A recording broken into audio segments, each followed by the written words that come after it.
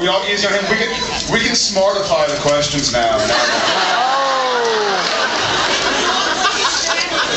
My dogs love the snacks. They love all snacks. Anything, they'll smell it, they'll find it, they'll eat it. Cats. They actually, we did an event the other day. My shepherd, Sadie, she had a wart growing on her mouth, and I was afraid it was a spider bite, so I took him to the vet. And there was one of those old school fat vet cats that kind of hangs out in the lobby. And probably ran into, 1,000 dogs and vicious dogs and nice dogs. And Sadie, just being the shepherd, goes into the cat and starts to kind of like smell and do a little rumble, and the cat just goes maybe 5 or 6 shots, and Sadie was like, all right, I've had enough of that cat. Not really, and Harley's too slow to really do anything, so he's sort of like confused, the cat moves too fast, he cries. I've had him. So, that's it. Anything else? How we all? How was Jensen? He's awesome. I can always count on him to say the right thing. Anybody have any more? Anybody have any more questions? See you later. Both sides. Both sides. Oh, which side do I start with? Oh, this is very organized.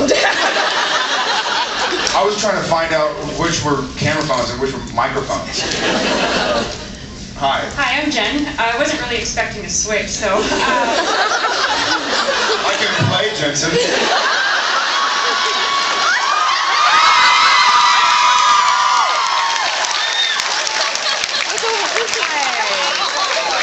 Yes. He's not here to defend himself. I feel bad. He's going to defend himself back in the corridors. I have 2 questions then. Can you do that again now that I zoom in? How would Jen end with Jensen? Over here! Over here! This way!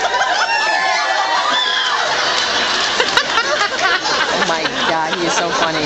He is so funny. What a goof. I think I snotted out of my mouth. That was very not Jensen. He probably would have snotted on himself. Yeah. I agree. What would be your favorite love interest on Supernatural so far? So far? Not your question. My favorite love interest. Which one? Sarah. You know what? I feel like the most open-ended. Obviously, Madison's dead, and though that was sort of a full arc. It happened very fast, and I think that Sam and Sarah did have something kind of going on, and nothing ever happened. So I'm curious to see if she comes back. And it seemed like, at least at that point in time, it seemed like it was setting her up to come back because she worked at an antique shop where there might be more paintings or more stuff. I borrowed that word. More stuff that comes in that she might need help with. So I wonder if we'll see her come back. But that would probably be the most realistic, for my opinion. Thank you. Sure. Hi.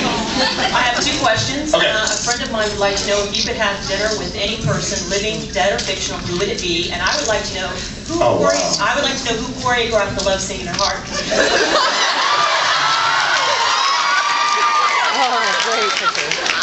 That was the second question's easier to answer. That was Kim Manners.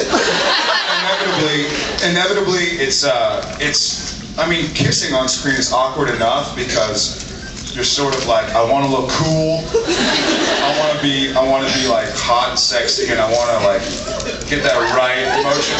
And then, the light's there, and they're going, you're blocking her light.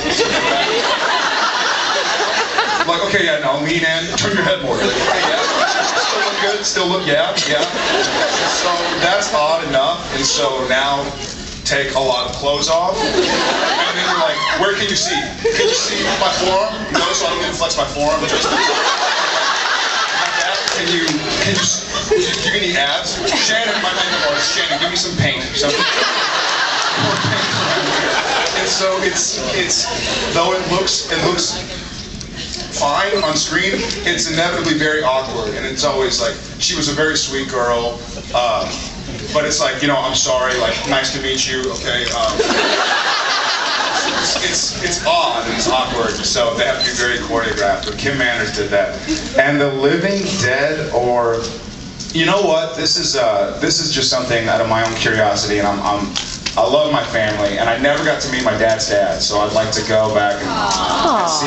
Yeah, my mom's parents, I knew them both. My dad's mom, but I never got to meet my father's father. So if I could go back and meet him, I'd love to. Sure, thank you. Now I go. Good face. I was wondering, improvising here because I had a question for Jen. I can bring it back.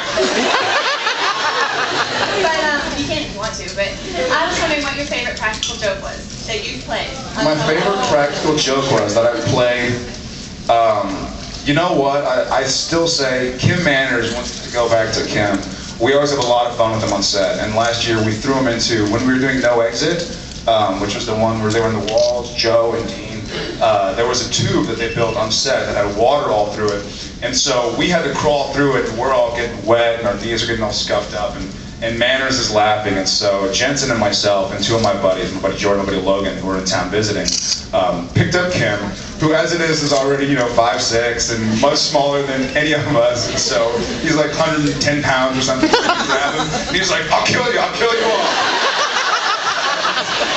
Struggling back and forth, and finally we just overpower him because there's four of us, and we shove him into this tube full of water and kind of gunk and all this crazy stuff they put in there to make it look like a sewer. And so he got us back though. He got us back. It's actually on the gag reel. He got us back.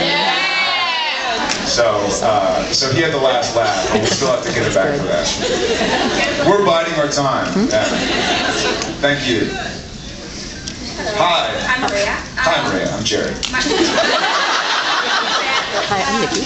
My question for you is, what is the most memorable moment you've had in the process of filming Supernatural? Wow. That's a very good question.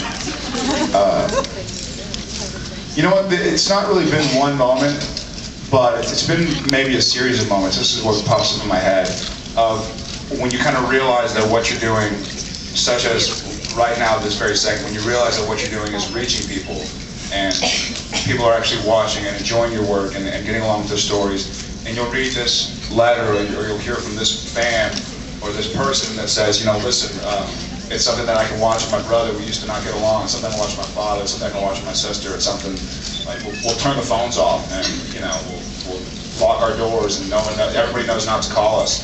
And so just hearing stuff like that, it really gets you through the long hours. And you know, we're living in Vancouver, we're waking up, going to work, going home, going to sleep, waking up, going to work, going home, going to sleep. On the weekends, we do grocery shopping, you know, and then go back to sleep, and then we're waking up and we're at work again. And so these moments help you realize that the last 2.5 years has not been for naught. So, thank you guys.